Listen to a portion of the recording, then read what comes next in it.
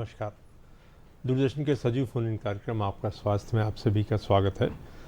जैसे कि आप जानते हैं, अपने इस कार्यक्रम में हम आपको विभिन्न स्वास्थ्य संबंधी विषयों पर विशेषज्ञ की राय से अवगत कराते हैं। लेकिन आज का हमारा ये कार्यक्रम विशेष है क्योंकि आज हम बातचीत करने जा रहे हैं अंग दान की नहीं बल्कि पूरे शरीर के दान की। क्यों ज़रूरी है शरीर का दान? क्योंकि मेडिकल साइंस में जितनी भी आविष्कार हुए, कितने भी प्रावीण्य सर्जन बने और जितनी भी बीमारियों की खोज हुई, वो कहीं ना कहीं जब लोगों ने शरीर का दान दिया, उसके ऊपर लोगों ने तरह तरह का अभ्यास किया और उसके बाद ऐसी ऐसी चीज़ें विकसित की जिससे आज मानव जाति की बहुत सी बीमारियों को दूर किया जाता है। ये परंपरा आज की नहीं है, ये विदेशों में और कई वर्षों से चली आ रही है। सुश्रुत के ज़माने में भी जब किसी की बॉडी के ऊपर किसी ने कोई एक्सपेरिमेंट किया होगा, तब जाकर कोई ना कोई नई चीज़ बनी होगी। तो शरीर का दान बहुत ही महत्वपूर्ण है और आज के इस युग में जो लगातार चिकित्सा विज्ञान प्रगति कर रहा है, वो इसीलिए कर रहा है क्योंकि शरीर का दान हो रहा है और उस पर लोग अभ्यास करके सीख रहे हैं। अंगदान तो आप जानते ही हैं, जगह जगह कॉरिडोर बनाए जाते हैं।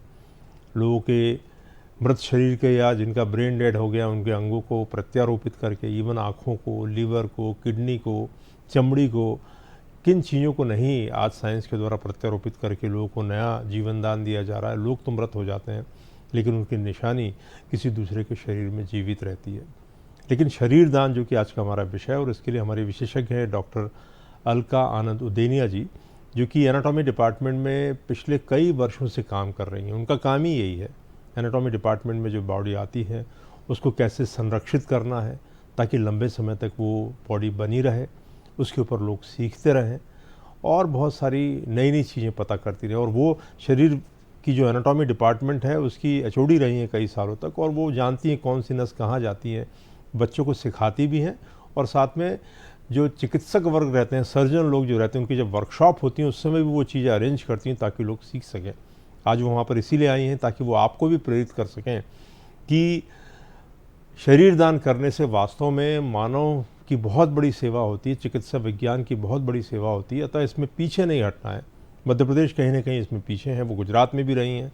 वो बताती हैं कि लोग वहाँ पर बहुत बढ़ चढ़कर पहले से ये कार्य करते हैं। हमारे यहाँ भी इसकी शुरुआत हुई है। जैसे हमारे डॉक्टर सतपति हैं, उन्होंने एलन मेडिकल कॉलेज के अंदर इस तरीके के दान की मुहिम चलाई जो काफ़ी सक्सेसफुल रही। और आज अलका उदेनिया जी हमारे बीच में जो बताएंगी क्या होता है शरीर का दान और किन किन लोगों का दान ले सकते हैं, किन किन लोगों का नहीं ले सकते हैं, और कब किससे संपर्क करना चाहिए, क्योंकि वो घड़ी ऐसी रहती है कि उस समय अगर निर्णय नहीं लिया गया तो फिर वो काम हो नहीं पाता। इन सभी के बारे में विस्तार से जानकारी के लिए आज हमारे स्टूडियो में अलका आनंद उदेनिया जी, आपका बहुत बहुत स्वागत है। नमस्कार।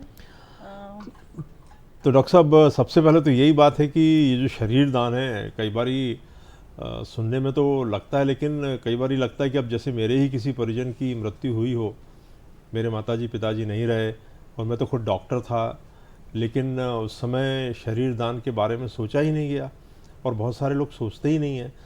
तो ये काम तो बड़ा मुश्किल होता होगा। कैसे आप इसके लिए लोगों को प्रेरित करती हैं और कैसे ये मुहिम चलती है?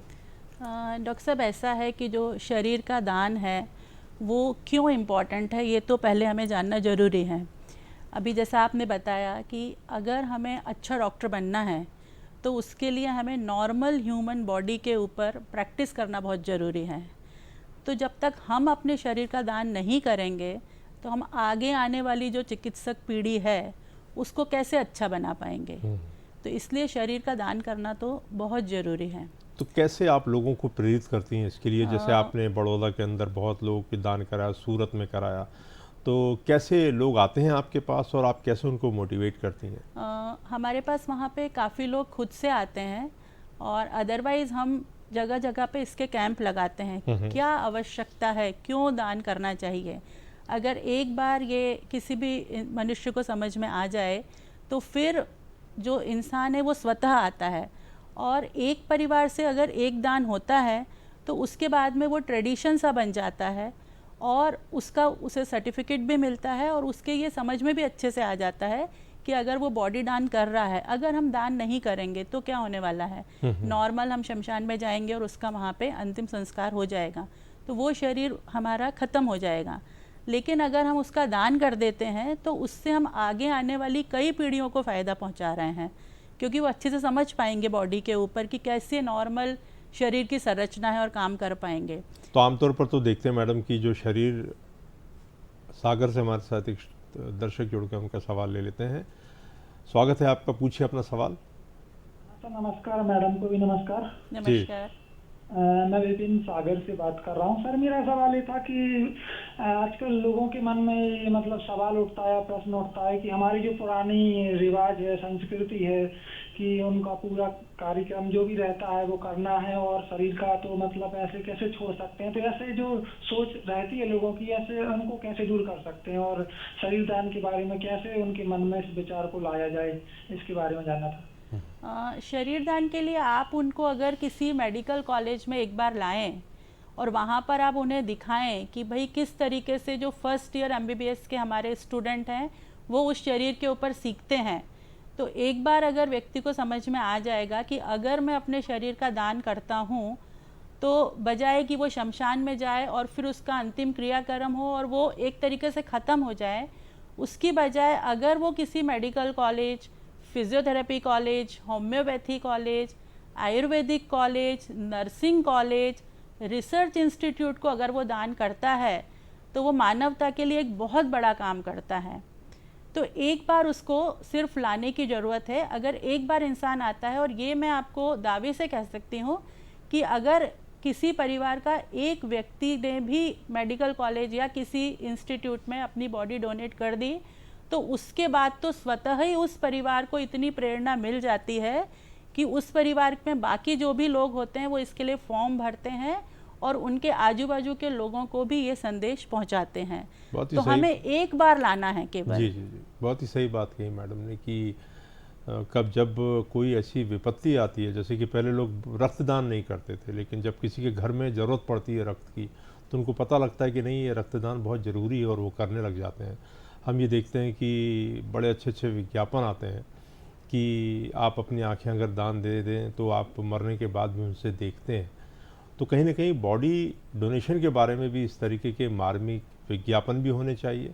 और जैसे कि मैडम ने कहा, अगर कोई व्यक्ति एक बार जाके इन चीज़ों को देखेगा और परिवार में अगर एक व्यक्ति ने एक बार दे दिया तो निश्चित रूप से बाकी लोग भी उसके लिए मोटिवेट हो जाते हैं। हमारे फ़ोन नंबर आपके लिए खुले हुए हैं। एक नंबर हमारा टोल फ्री है जिस पर फ़ोन करने का आपको शुल्क नहीं लगेगा, और दूसरा नंबर जो है वो भोपाल के बाहर के दर्शक उसके पहले 07555 लगाना ना भूलें। तो मैडम ये जो आप लोगों के पास जो बॉडी आती है और उसको जो आप लंबे समय तक रखते हैं तो कितने समय तक आप रख पाते हैं और कैसे उसको, क्योंकि हम देखते हैं कि जो मृत शरीर होता है उसमें से तो अगर घरों के अंदर कई बार प्रॉपर बर्फ़ वगैरह में नहीं रखा जाए तो उसमें से स्मेल आने लगती है। तो आप अगर इस पर अनुसंधान करते हैं, रिसर्च करते हैं, तो इनको संरक्षित कैसे करते हैं आप? डॉक्टर साहब, जब बॉडी आती है तो सबसे पहले तो हम कौन सी बॉडी ले सकते हैं ये जानना बहुत ज़रूरी है। नहीं तो ऐसा ना हो कि वो परिवार के लोग हमें अप्रोच करें और बाद में फिर उन्हें कॉलेज से ऐसा मिले कि नहीं भाई हम बॉडी नहीं ले सकते। तो सबसे पहली चीज़ तो है कि उसके साथ में एक registered medical practitioner MBBS doctor जो है उसका एक डेथ सर्टिफिकेट हमें चाहिए होता है जिसमें कॉज ऑफ डेथ के बारे में लिखा होता है। वो आपको कोई भी जो डॉक्टर है MBBS डॉक्टर वो दे देगा। कॉज ऑफ डेथ का होना बहुत ज़रूरी है। डेट और टाइम इज़ वेरी इम्पॉर्टेंट, और टाइम का अलग अलग मौसम में अलग अलग इम्पोर्टेंस होता है। जैसे गर्मी के दिन है तो जो डेथ हुई है उससे लेके जब हम बॉडी को हम जो रखते हैं उसमें एम्बाल्मिंग वो प्रोसीजर बोलते हैं जिसमें हम बॉडी में फ्लूइड इंजेक्ट किया जाता है जी। तो वो जो टाइम है गर्मी के दिनों में मैक्सिमम जो है, मिनिमम तो आप एज अर्ली एज पॉसिबल लेकर आइएगा, और मैक्सिमम गर्मियों में 4 घंटे से ज़्यादा नहीं होना चाहिए, 4 से 6 घंटे। अब ठंड के दिनों में आपको पता है कि हम नॉर्मली भी चीज़ों को बाहर रखते हैं तो ख़राब नहीं होती जी। तो ठंड में वो टाइम जो है वो 8 घंटे तक भी होगा तो कोई उसमें प्रॉब्लम नहीं आती। अब एक हमें मेडिकल सर्टिफिकेट चाहिए, दूसरा जो जिस इंसान का आप लेकर आ रहे हो उसका 2 फोटोग्राफ्स की ज़रूरत पड़ती है और उसका ID होना बहुत ज़रूरी है। तो ID के लिए आप आधार कार्ड भी यूज़ कर सकते हैं, पैन कार्ड यूज़ कर सकते हैं, वोटर ID उसका हो सकता है या उसका ड्राइविंग लाइसेंस हो सकता है। अब इसके अलावा कौन सी बॉडी हैं जो हम नहीं ले सकते हैं, जैसे HIV एड्स वाली बॉडी को हम नहीं ले सकते हैं, जिसमें सेप्सिस हो गया है, इन्फेक्शन वाली जो बॉडी है, जिसमें अब आम आदमी को तो सेप्सिस समझ में आएगा नहीं, तो वो कैसे पहचानेगा? अगर उसमें से दुर्गंध आने लगे तो वो बॉडी हम नहीं ले सकते हैं। फिर अगर कोई रीसेंट ऑपरेशन हुआ है उसका, मतलब 1 वीक के अंदर का कोई ऑपरेशन हुआ है, तो उसमें जो घाव होता है वहाँ से वो फ्लूइड निकल जाता है, तो फिर हम वो बॉडी को अगर ले भी लेंगे ना तो हम उसको बचा नहीं पाएंगे। तो रिसेंटली ऑपरेटेड बॉडीज़ को हम नहीं लेते हैं। अब जब हमारे पास आ गया, उसके साथ में हमें 2 विटनेस चाहिए होते हैं। तो विटनेस का भी आईडी प्रूफ चाहिए, उनका आधार कार्ड चाहिए, पैन कार्ड चाहिए, जो आदमी का मतलब बॉडी का चाहिए सेम उनका भी आईडी प्रूफ हमें चाहिए होता है, और फोटोग्राफ्स चाहिए होते हैं उनके। फिर यहाँ आने के बाद ज़्यादातर लोगों ने तो फॉर्म भरा होता है पहले से। अब सपोज़ जैसे आपने भोपाल में फॉर्म भरा है और डेथ हुई है आपकी सागर या जबलपुर में, तो आप बेशक सागर या जबलपुर के मेडिकल कॉलेज या फिजियोथेरेपी जो भी इंस्टीट्यूट है वहाँ पे आप दे सकते हो। अभी आपको कोई भी मना नहीं कर सकता। आपने फॉर्म वहाँ नहीं भरा है, किसी दूसरे स्टेट में भरा है और डेथ दूसरी जगह हुई है, तो भी आप वहाँ पे बॉडी दे सकते हो। तो आमतौर पर मान लीजिए फॉर्म भरा ही नहीं है, किसी ने हमारा कार्यक्रम देख लिया और कल को मान लो उनकी एक छवि की डेथ हुई है, साहब हमें तो बॉडी डोनेट करना है, तो फॉर्म नहीं भरा तो भी जाके अगर संपर्क करेंगे विद इन टाइम में, तो बिल्कुल उसमें संपर्क करने का टाइमिंग इज वेरी इंपॉर्टेंट। तो जैसे डेथ हुई है आपको इमीडिएटली जो भी पास का मेडिकल कॉलेज, मैंने आपको बताया फिजियोथेरेपी, आयुर्वेदिक, नर्सिंग, जो भी इंस्टीट्यूट है आपको उसमें इमीडिएटली संपर्क करना है।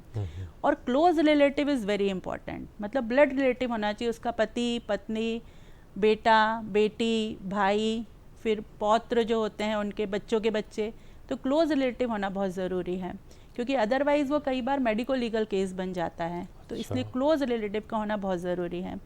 अब जब बॉडी हमारे पास आ जाती है तो आजकल जो एक पहले था कि भाई बॉडी देंगे और कहीं पड़ी रहेगी, वो नहीं है। अगर मेडिकल एजुकेशन आप देखो तो अभी 2019 से एक कॉम्पिटेंसी बेस्ड मेडिकल एजुकेशन चला है, उसमें कैडेवरिक ओथ करके है, because cadaver is the first teacher. Cadaver मतलब मृत बॉडी? यस, कैडेवर का मतलब मैं वही बताने जा रही हूँ आपको। कैडेवर जो अब डेड बॉडी आपने डोनेट कर दी है उसको अब हम कैडेवर के नाम से जानते हैं। तो मेडिकल में आप भी पढ़े हुए हैं, तो हमारा जो फर्स्ट टीचर है वो कौन है? वो डेड बॉडी है, क्योंकि हम उसके ऊपर ही डिसेक्शन करके सीखते हैं, उससे हम सीखते हैं। तो वो कैडेवर जो है, तो cadaver as a first teacher, ये जो अपना CBME है इसमें एटकॉम में मॉड्यूल भी है, दिस इज़ 1.5 नंबर, एटकॉम मॉड्यूल नंबर 1.5। तो अभी हम मेडिकल कॉलेज में जब बच्चे आते हैं ना, तो फर्स्ट ईयर के बच्चों को एक पूरा प्ले होता है इसका, और उसमें उनके पेरेंट्स को भी हम इन्वॉल्व करते हैं। तो वहाँ से भी ये अवेयरनेस चलती है कि भाई हमें क्यों डोनेट करना चाहिए। तो ऐसा नहीं है कि आपने जो बॉडी डोनेट करी है उसको जब हम सीखेंगे तो वो कहीं पे भी पड़ी रहेगी, because it is our first teacher. तो उसको विथ ड्यू रेस्पेक्ट हम उसकी एम्बाल्बिंग करते हैं, और एम्बाल्बिंग करने के बाद में यूजुअली 2 से 3 महीने में वो बॉडी बन के तैयार हो जाती है, जिसको कि हम अपने स्टूडेंट्स को दे सकते हैं। आप चाहो तो उसको 1 साल बाद भी यूज़ कर सकते हो, 2 साल बाद भी यूज़ कर सकते हो। अगर आपके पास काफ़ी बॉडी आ रही हैं, जैसे गुजरात में बहुत बॉडी आती है, तो हम क्या करते हैं कि बॉडीज़ को इंजेक्ट करते हैं कंसनट्रेटेड सॉल्यूशन के साथ में, और वो immediately within a week भी हम जो कैथ लैब होती हैं या जो ENT सर्जन्स होते हैं, या एक कोई सर्जिकल प्रोसीजर है, किसी को रिट्रोस्टर्नल अप्रोच से कुछ ऑपरेट करना हो, जो हमारे यहाँ हुआ था, तो हम उनके लिए जो हम एम्बाल्बिंग करेंगे वो थोड़ी डिफरेंट होती है, और जो नॉर्मल फर्स्ट ईयर MBBS के लिए करेंगे वो थोड़ी डिफरेंट होती है। मतलब हर हालत में वो बॉडी को विथ फुल रेस्पेक्ट, मानवता की भलाई के लिए ही हम यूज़ करते हैं।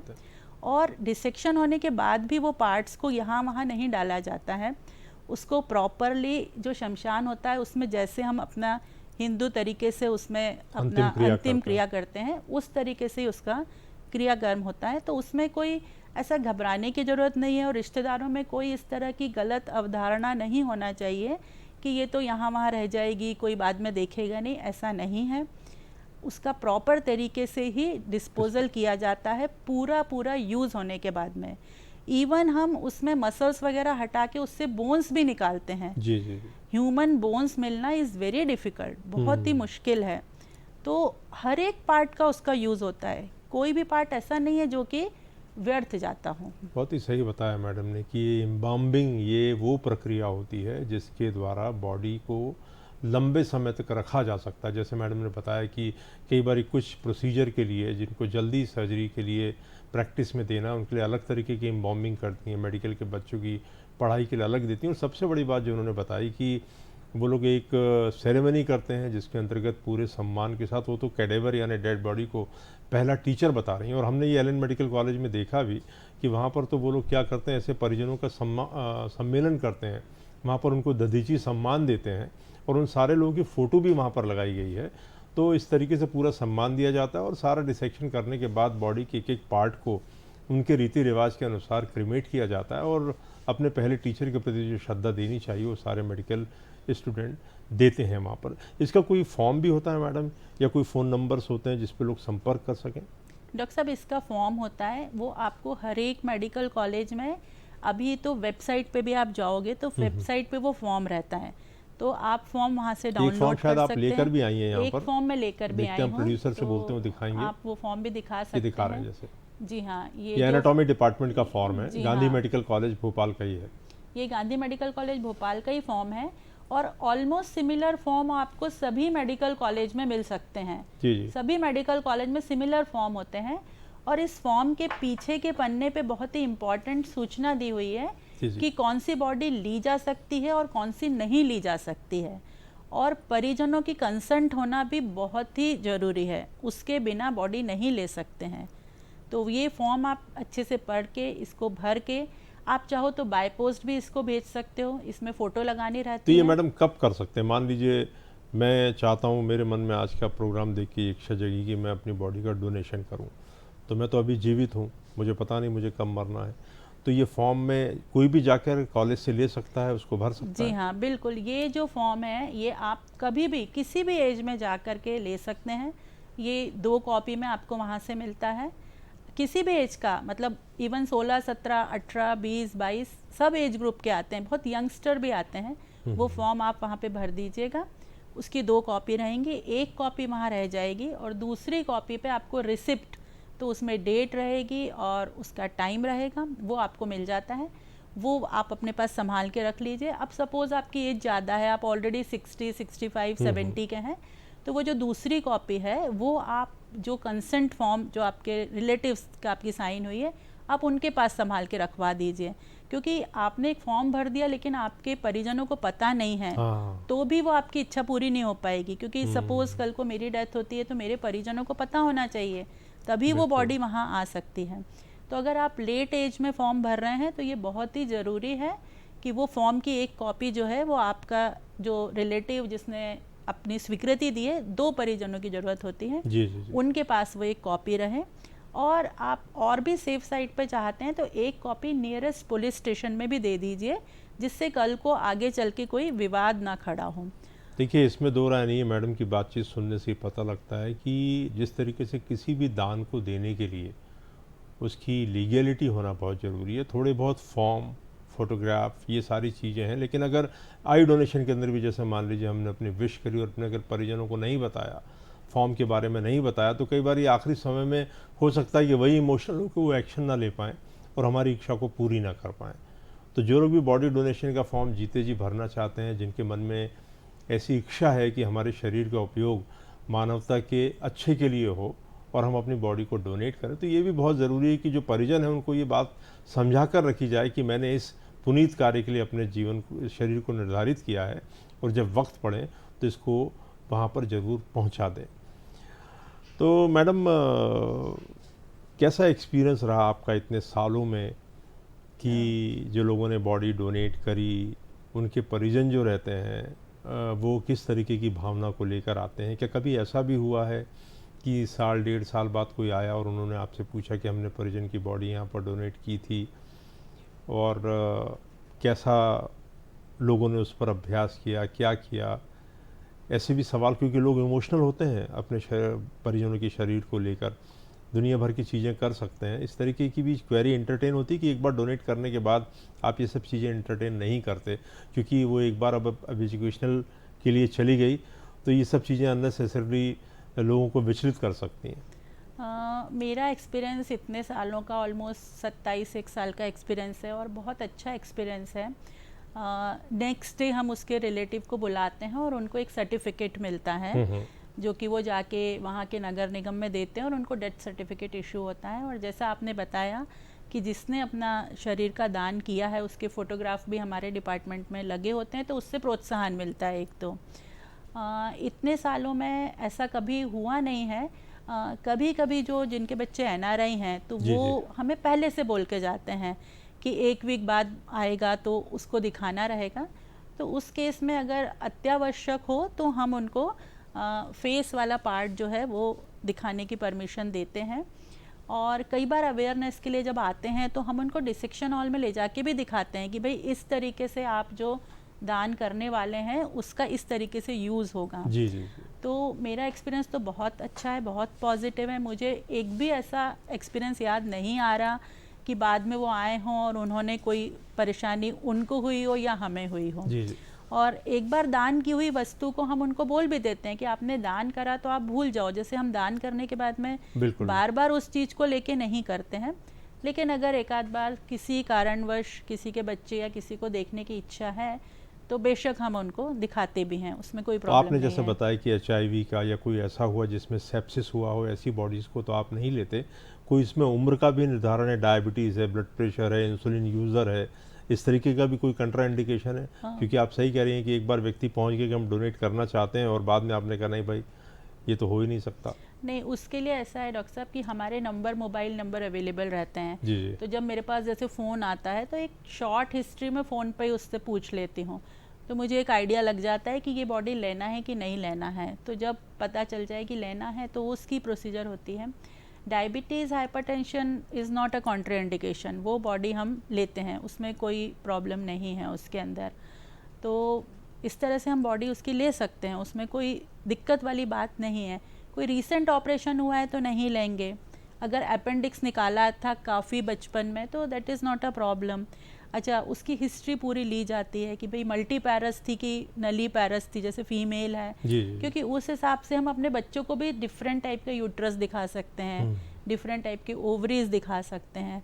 तो जब हम लेते हैं तो उस समय उसका जो बॉडी है उसकी एक पर्सनल हिस्ट्री भी हम उसकी ली जाती है, लेकिन वो at the time of donation ली जाती है, not at the time of registration. क्योंकि रजिस्ट्रेशन तो सपोज मैं आज कराऊंगी और मेरी बॉडी का डोनेशन होगा 10 साल या 20 साल बाद, तो उस समय एक शॉर्ट हिस्ट्री लेते हैं। और मेरा एक्सपीरियंस बहुत अच्छा है इस चीज़ को लेकर के। बहुत ही अच्छे विषय पर हमने आज बातचीत करी और मुझे लगता है कि ये बहुत ही अनूठा विषय है जो कि जिसे कहते हैं चिकित्सा विज्ञान की तरक्की में और अल्टीमेटली उस तरक्की से मानव की जो रेस है उसको इम्प्रूव करने का बहुत बड़ा मिशन है मानव के शरीर के द्वारा ही।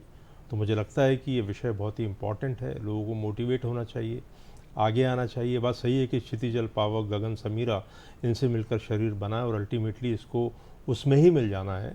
तो कुल मिलाकर ये डिसेक्शन करने के बाद भी जैसा उन्होंने बताया कि जो चीज़ें रह जाती हैं वो वापस फिर से उसी में क्रिमेट कर दी जाती हैं और उसका पूरा सम्मान रखा जाता है। मैं समझता हूँ कि मैडम इस कार्यक्रम के माध्यम से लोग इसके लिए और प्रेरित होंगे। आप हमारे स्टूडियो में इतनी पूरी जानकारी दी इसके लिए बहुत बहुत धन्यवाद। नमस्कार।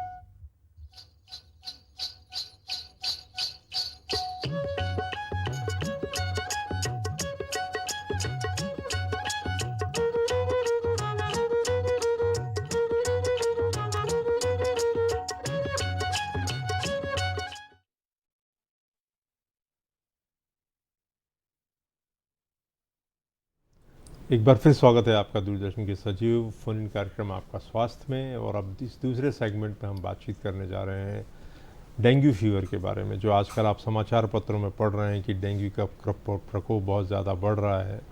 और अब हालांकि सर्दी आई है तो थोड़ा कम होगा ये, लेकिन अभी बीच में जो है बहुत ज़्यादा प्रकोप डेंगू का बढ़ गया था। लोग इस फीवर से बहुत परेशान थे।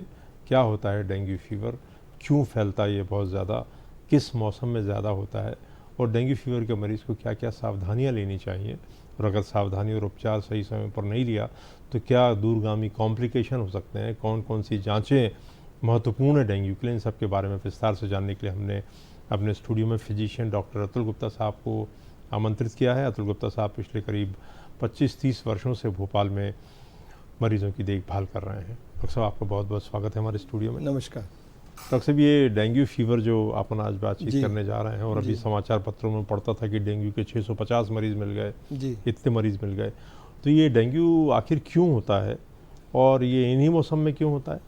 ये डेंगू ये एक प्रकार का फीवर है जो कि मच्छर के काटने से होता है। इसका स्पेसिफिक मच्छर होता है जो कि एडिस एजिप्टाई एंड एडिस एलोपिक्टस, ये 2 स्पीशीज़ हैं जो कि डेंगू फैलाती है। और इस मौसम में इसलिए फैलता है कि ये क्लाइमेट इनके लिए बड़ा मॉडरेट होता है, ना इस मौसम में ज़्यादा गर्मी है ना ज़्यादा ठंडी है, इसलिए इनके मच्छर इस मौसम में ज़्यादा पनपते हैं और ज़्यादा ह्यूमन बींग्स को काटते हैं, जिसके कारण ये फैलता है। तो डॉक्टर साहब, हम सुनते थे कि मच्छर से तो मलेरिया फैलता है। मलेरिया का मच्छर अलग है, वो फीमेल एनोफिलिस मॉस्किटो है। अच्छा। और ये है एडिस एजिप्टाई। तो जैसे ये वो बोलते थे कि वो मच्छर से बचने के लिए मच्छरदानी में सोइए जी, तो ये मच्छर कब काटता है और इससे बचाव के लिए हमें क्या करना चाहिए? ये मच्छर यूजुअली दिन में काटता है और बहुत ज़्यादा ऊंचाई पे उड़ता भी नहीं है, ज़मीन से लेकर करीब 2-2.5 फीट की ऊंचाई तक ही उड़ता है। अच्छा। तो इसलिए हर व्यक्ति के लिए ज़रूरी ये है कि अपने पैर को ढक के रखना चाहिए, पैर में मोजे पहन के ही रखें और अपने हाथ पैर को कवर करके रखें, उसके लिए ज़रूरी है। बहुत ही महत्वपूर्ण बात बताई डॉक्टर साहब ने। कई बार होता है हम टेबल के ऊपर काम करते रहते हैं और हमारे पैरों के अंदर मच्छर काटते हैं, और अगर मौसम उस समय बहुत ज़्यादा ठंडा नहीं है तो वो जो है डेंगू का मच्छर हो सकता है। और इसलिए ज़रूरी है कि मोजे पहन कर रखें, और पैंट अगर पूरी आप पहन रहे हैं तो आप देखिए जरा सी सावधानी से, डॉक्टर साहब ने कितनी महत्वपूर्ण बात बताई कि मच्छर ज़्यादा ऊंचाई पे नहीं उड़ता है, तो इससे आप सहज ही बचे रह सकते हैं। तो डॉक्टर साहब, ये जो अभी जैसे ठंड बढ़ गई है तो अभी थोड़ा सा इसका प्रकोप कम हो जाएगा? प्रकोप कम हो जाएगा, जैसे जैसे क्लाइमेट में ठंडक बढ़ेगी इसका इंसिडेंस कम होना शुरू हो जाएगा। ये अपने लिए और आम नागरिक के लिए बहुत इम्पोर्टेंट बात है, पर फिर भी अपने को सावधानी तो रखना चाहिए। तो डॉक्टर साहब, जैसे मान लीजिए मुझे मच्छर ने काट लिया जी, तो ये ज़रूरी है कि मुझे डेंगू हो ही जाएगा? नहीं, अगर जिस मच्छर ने काटा है उस मच्छर में डेंगू के वायरस अगर होंगे और उसने जिस व्यक्ति को काटा है वो वायरस उसकी बॉडी में प्रवेश करेंगे तो ही डेंगू होता है। ऐसा नहीं कि कोई भी मच्छर काट ले तो डेंगू हो जाएगा। तो क्या प्रारंभिक लक्षण आते हैं जिससे मुझे ऐसा लगे कि मान लीजिए मौसम भी हल्का सा गर्म है और मुझे पैरों में मच्छर ने काटा भी है, और मुझे उसके बाद कैसे प्रारंभिक लक्षण आएंगे कि मैं ये जानूं कि मुझे डेंगू हो सकता है? देखिए, जब भी मच्छर काटता है उसके बाद एक इंक्यूबेशन पीरियड होता है अप्रोक्सीमेटली 3 से 10 दिन का, और एवरेज अपन माने तो 5 से 8 दिन का। तो मच्छर काटने के बाद लगभग चौथे या 5वें दिन पेशेंट को सिम्टम आना शुरू होते हैं। सबसे पहले हल्का फीवर जैसा आएगा, बॉडी पेन होगा, हेडेक होना शुरू हो जाएगा, फिर धीरे धीरे फीवर बढ़ने लगता है। यूजुअली 4 से 6 घंटे में या कई बार 24 घंटे में फीवर काफ़ी तेज़ हो जाएगा, और काफ़ी तेज़ फीवर के साथ साथ उस व्यक्ति का पूरा बदन दुखता है, हर मांसपेशियाँ दुखती हैं, हर जॉइंट दुखती हैं, कमर दुखती है, मतलब पूरी पीठ दुखती है। उसमें जो कमर का जो निचला हिस्सा है वो ज़्यादा दुखता है, और 1-2 दिन में उसको joint pain, leg pain, headache, सबसे इम्पोर्टेंट है हेडेक बहुत सीवियर होता है जो कि पेशेंट सहन नहीं कर पाता, और उसके साथ साथ आँखों में पेन, जिसको अपने बोलते हैं रेट्रो ऑर्बिटल पेन। पेशेंट आंखें घुमाएगा, आंखें मटकाएगा तो उसको आंखों में भी पेन होगा। ये एक इम्पॉर्टेंट साइन है डेंगू फीवर का।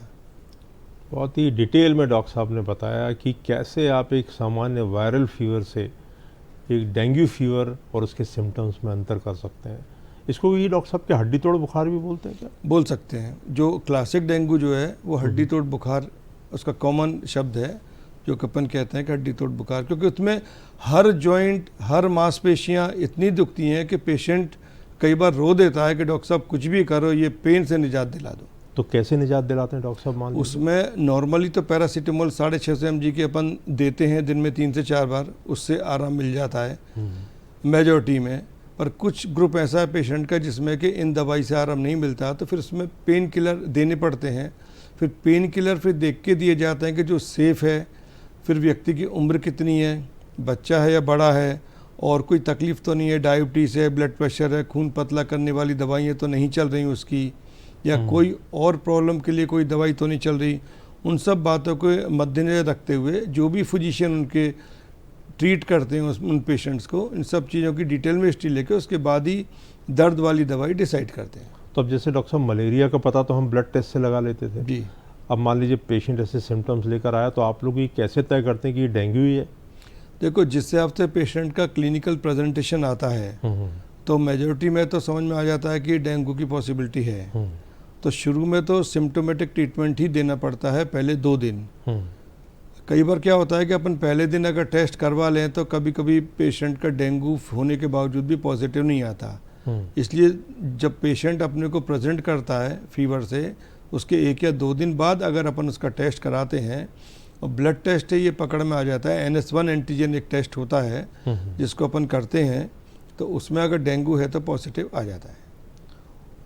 तो एक बार मान लीजिए डेंगू टेस्ट पॉजिटिव आ गया और आपने उसको दवाइयाँ शुरू भी कर दी, तो डॉक्टर साहब ये कितने समय तक चलता है? मरीज कितने समय तक परेशान रहता है? डिपेंड करता है कि कितनी सीवियरिटी का उसको डेंगू हुआ है। कुछ पेशेंट ऐसे हैं जो कि 3 से 4 दिन में ठीक हो जाते हैं, कुछ ऐसे हैं जो कि 7-8 दिन तक सिम्टम्स परसिस्ट करते हैं और 7-8 दिन के बाद ही उनको आराम मिलना शुरू होता है।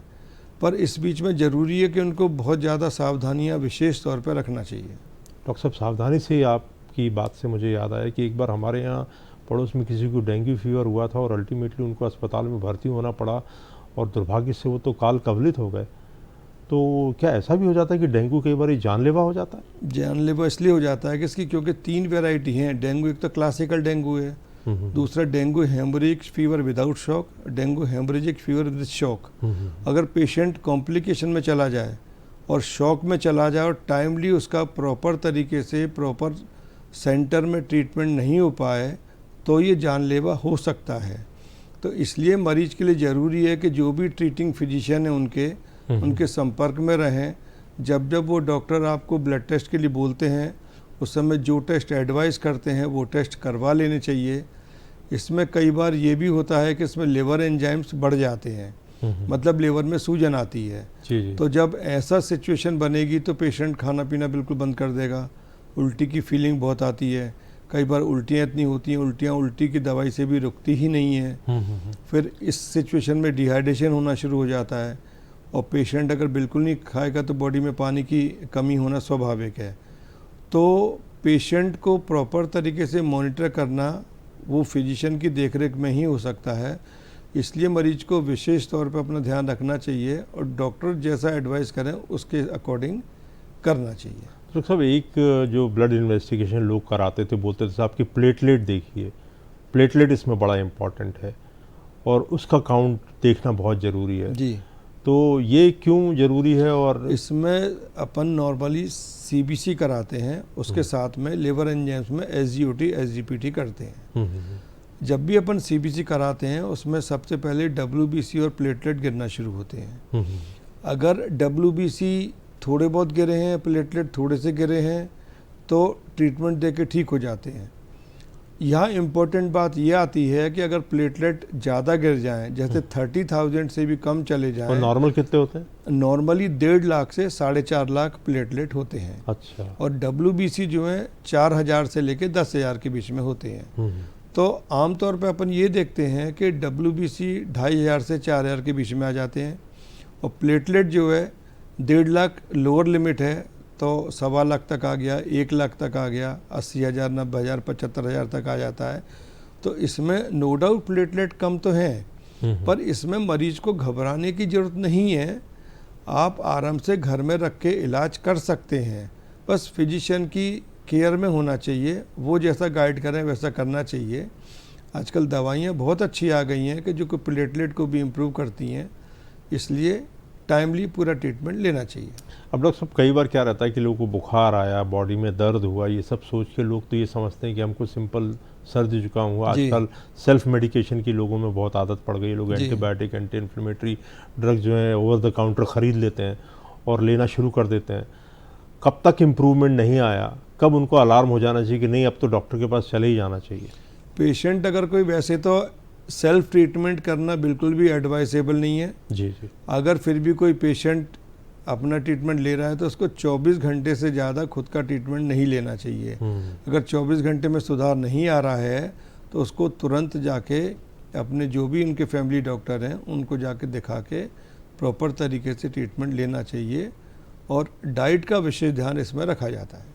बहुत ही महत्वपूर्ण बात बताई डॉक्टर साहब ने कि आप सेल्फ मेडिकेशन करके कई बारी जो है, उन्होंने बताया कि डेंगू के 3 प्रकार होते हैं और कई प्रकार जो है वो जानलेवा भी हो जाते हैं। और अगर मान लीजिए सीज़न ऐसा है कि मच्छरों का है, सीज़न ऐसा है कि डेंगू का है, जो कि समाचार पत्रों में ही प्रकाशित होता है, तो उस समय आपको बिल्कुल भी चांस लेने की ज़रूरत नहीं है। इमीडिएटली अपने फिजिशियन के पास जाइए, वो आपका उचित जांच करके उचित उपचार करेगा। डॉक्टर साहब इसमें रेस्ट का कितना, क्योंकि आजकल तो हर जगह हरी भरी करी, हर आदमी अपना काम करना चाहता है, गोलियां खाता है और काम पे निकल जाता है, तो डेंगू में रेस्ट का भी कोई महत्व है क्या?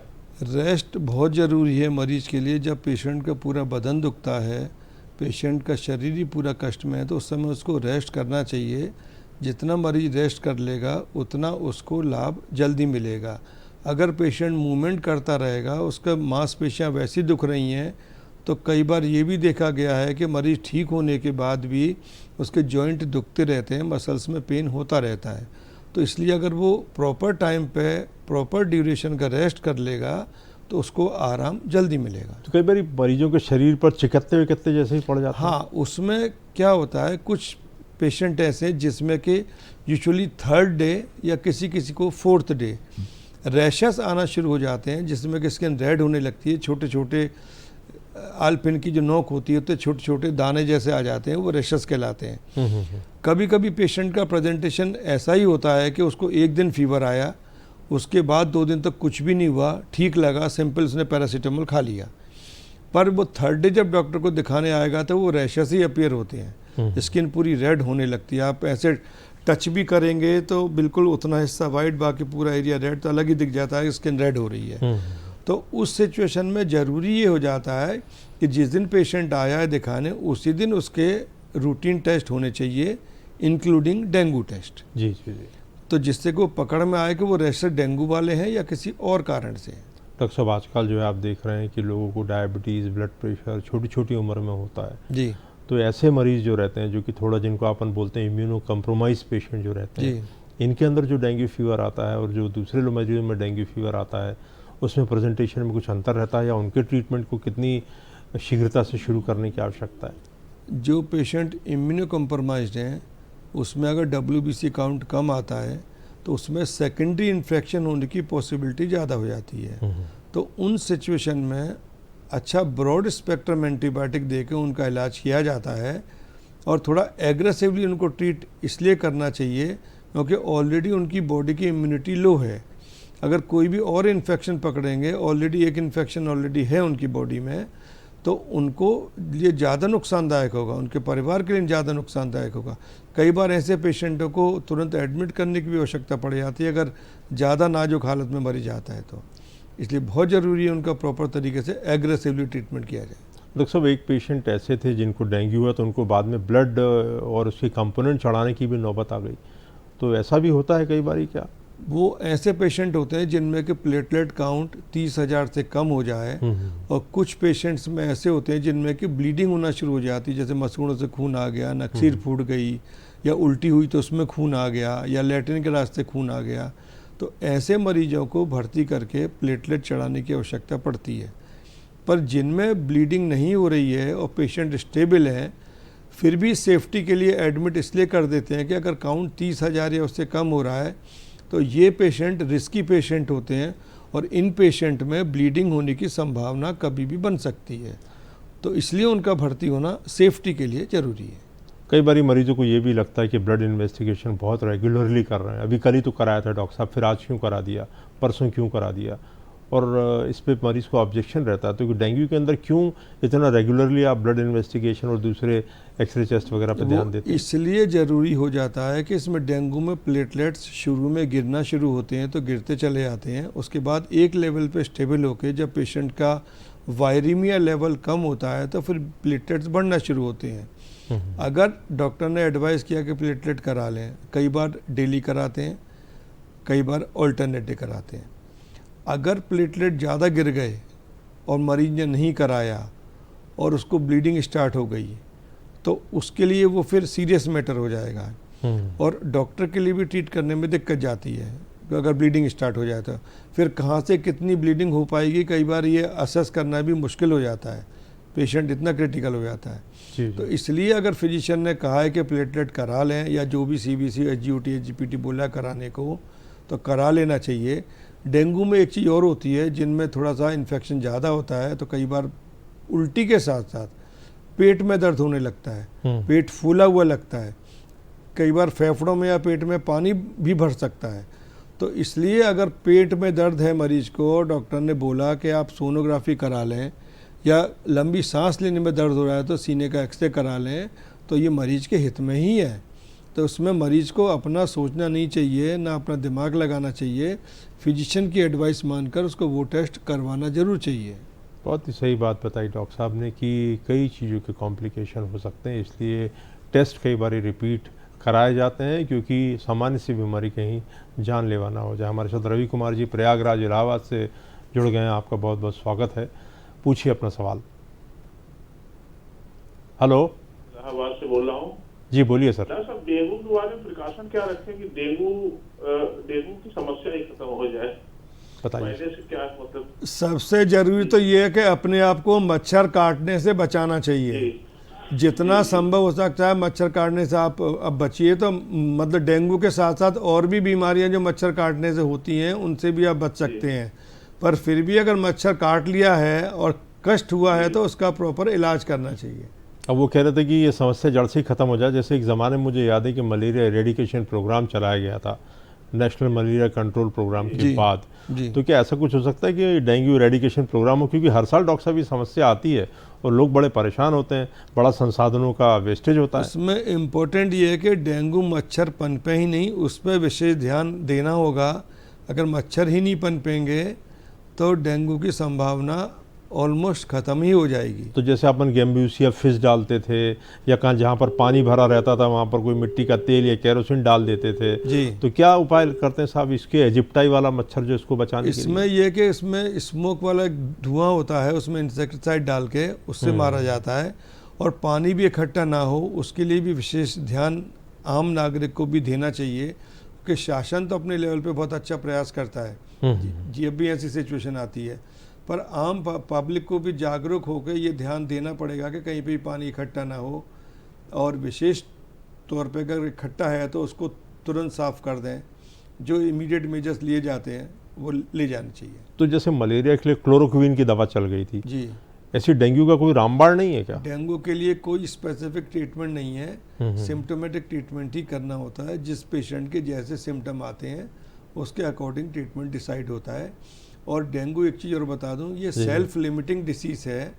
अगर कुछ भी ट्रीटमेंट नहीं भी करेंगे तो भी मेजॉरिटी में पेशेंट बिना उसके ठीक हो जाते हैं, हो सकते हैं, पर वो होते नहीं है क्योंकि पेशेंट को कष्ट ही इतना होता है कि उसको इलाज लेना ही पड़ता है। तो कहने का मतलब डेंगू जो है वो आसान बीमारी नहीं है। एक तो हड्डी तोड़ बीमारी है जिसके अंदर शरीर के अंदर बहुत ही ज़्यादा कष्ट होता है तो मरीज़, अच्छी बात है कि वो डॉक्टर के पास पहुंच जाता है और डॉक्टर जब ब्लड इन्वेस्टिगेशन कराता है तो ये भी पता लग जाता है कि खून जो प्लेटलेट रहते हैं जो ब्लीडिंग कर देते हैं कई बारी, वो कितने कम हो गए हैं। उसके आधार पर उसका एक ज़माने में डॉक्टर साहब जब डेंगू नया आया था तब लोग बड़े भयभीत हुआ करते थे डेंगू से, लेकिन अब डेंगू कई बार आ गया तो मुझे लगता है कि अब लोगों में और डॉक्टरों के अंदर भी और अब डेंगू से होने वाले कॉम्प्लिकेशन की दर भी शायद पहले से कम हो गई है। क्या कहना है आपका? इसलिए कम हो गई है कि गवर्नमेंट ने बहुत अच्छे मेजर्स लिए हैं कि ऐसे मच्छर ज़्यादा नहीं पनपें और जो हुए हैं उन मच्छरों को मारा भी गया है, जिसकी वजह से इंसिडेंट्स कम हुआ है। फिर पब्लिक के जागरूक होने से पब्लिक अपने आप को ज़्यादा कवर कर रही है और ज़्यादा प्रोटेक्शन ले रही है जिसकी वजह से इसका इंसिडेंस बहुत कम हुआ है। और जागरूकता का एक फ़ायदा और भी हुआ है कि पेशेंट को अगर फीवर आया भी है तो पेशेंट पहले खुद 2-3 दिन इलाज करता था, आजकल पेशेंट इमीडिएट फिजिशियन के पास आके उसका प्रॉपर गाइडेंस में ट्रीटमेंट लेता है, फिर जो भी टेस्ट एडवाइस होते हैं वो भी पेशेंट प्रॉपर टाइमली करा लेता है। तो ये एक फ़ायदा हुआ है शासन के लिए भी, देश के लिए भी और आम नागरिक के लिए, समाज के लिए, कि इसमें कमी आई है। तो जो हमारे ऐसे लोग हैं जो स्लम इलाकों में रहते हैं या जैसे ग्रामीण क्षेत्रों में रहते हैं जहाँ पर नाली पोखरे वगैरह ज़्यादा, ये प्रोग्राम हमारा सब उस जगह जाता है, तो आपने बोला कपड़ा तो कवर कर कर रखें ही, मोजे भी पहने। जैसे पहले ऑइंटमेंट वगैरह कुछ आते थे लगाने के, तो इस मच्छर के अंगेज भी वो ऑइंटमेंट वगैरह काम करते हैं कि वो मच्छर में काम करते हैं? स्पेसिफिक नहीं है जो कि मतलब उस मच्छर के लिए रिपेलेंट हो, पर अपने आप को बचाना ही सबसे इम्पोर्टेंट पॉइंट है। और ये मच्छर कभी भी बहते पानी में नहीं पनपता।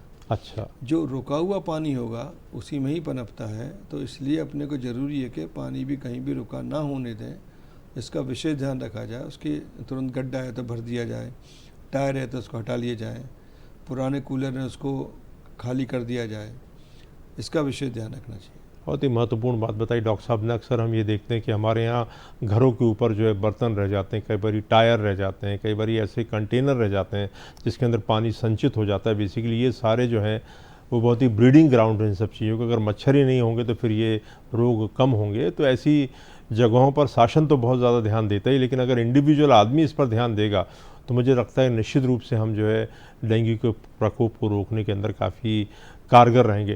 डॉक्टर साहब, कोई टीका वगैरह विकसित हुआ है क्या डेंगू के लिए? टीका अंडर प्रोसेस ही है, पर अभी तक किसी भी टीके में कोई ऐसी सक्सेस नहीं मिली है जिसमें कि अपन ये कह पाएँ कि इसमें कुछ अपने को विजय मिली हो। अब जैसे कई कॉइल आते हैं कि पता लगा साहब जला ली, जहाँ अपन को बैठना है, होटलों में भी हम जाते हैं कई बार तो लाके कॉइल जला देते हैं, तो वो मलेरिया वाले मच्छर को भी मारता है कि वो डेंगू वाले मच्छर को भी मार देता है? नहीं, एक्चुअली मारता किसी को नहीं है, वो सिर्फ उसको दूर भगा देता है। दूर भगा देता नहीं, घरों में भी लगाते हैं साहब, रात को हर जगह सब लोग घरों में लगाते हैं, पर इसका प्रॉब्लम ये डेंगू का मच्छर काटता ही दिन में, रात में तो बहुत ही नहीं के बराबर काटता है। और कई बार तो कई लोगों को ये जो फ्यूम्स रहती हैं ये नुकसान कर देती हैं जी।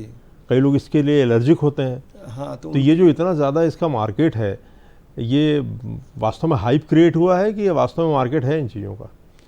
नहीं, उसमें क्या होता है कि ये धुआं या स्मोक जो भी है मतलब काफ़ी हद तक हेल्प करता है उसमें, मतलब ऐसे रिपेलेंट काम करता है, मच्छरों को दूर भगा देता है। पर जिन व्यक्तियों को उससे एलर्जी है तो उनके लिए नुकसानदायक है।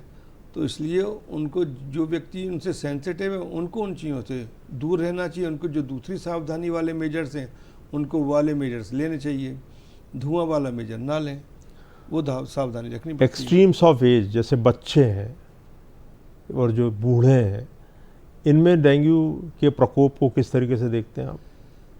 बुजुर्ग लोग जो हैं उनमें कष्ट ज़्यादा होता है क्योंकि उनकी पूरी बॉडी और बाकी सारी चीज़ें कंपेरेटिवली यंग एज के मुकाबले वीक हो रहती हैं, इसलिए।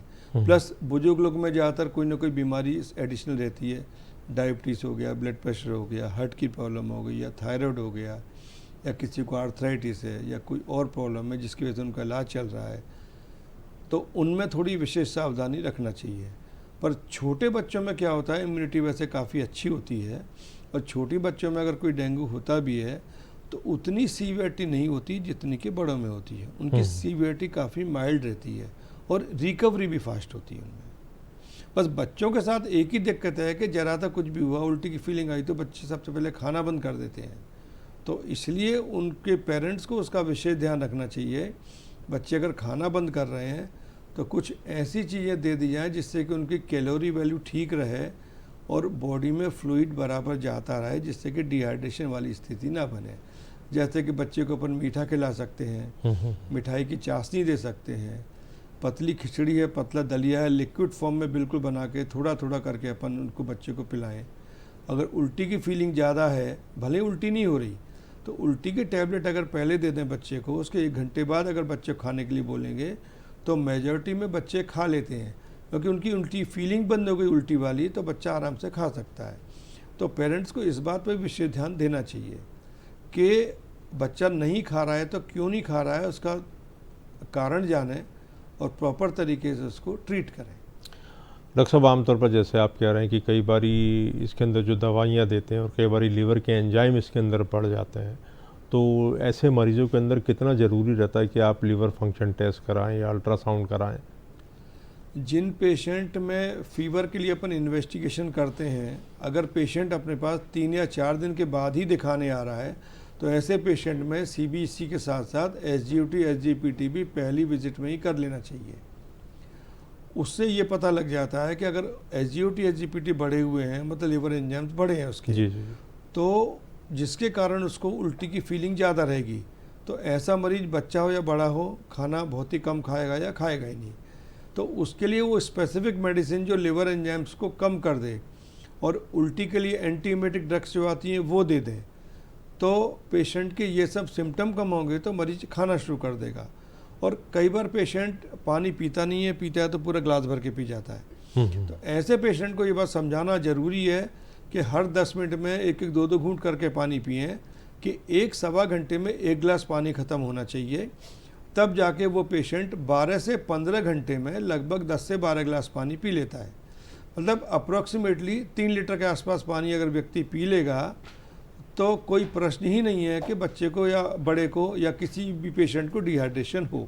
बहुत ही अच्छी तरीके से डॉक्टर साहब ने बताया। डेंगू जो कि एक सामयिक बीमारी है, डेंगू जो कई बार लोगों को हाथ पांव में दर्द के कारण परेशान कर देती है, लेकिन सबसे बड़ी बात यह है कि लोगों में अवेयरनेस है, शासन भी इसके बारे में सजग है। आवश्यकता इस बात की है कि सिम्टम्स के प्रारंभिक लक्षण जैसे ही हों तुरंत डॉक्टर को दिखाएं, जांच कराएं, जो उपचार डॉक्टर बताए वो करें, संपर्क में रहें, नहीं तो कई बार इसके दूरगामी कॉम्प्लिकेशन भी हो सकते हैं। डॉक्टर साहब, आपने इतनी उपयोगी जानकारी दी, इसलिए आपका बहुत बहुत धन्यवाद। नमस्कार।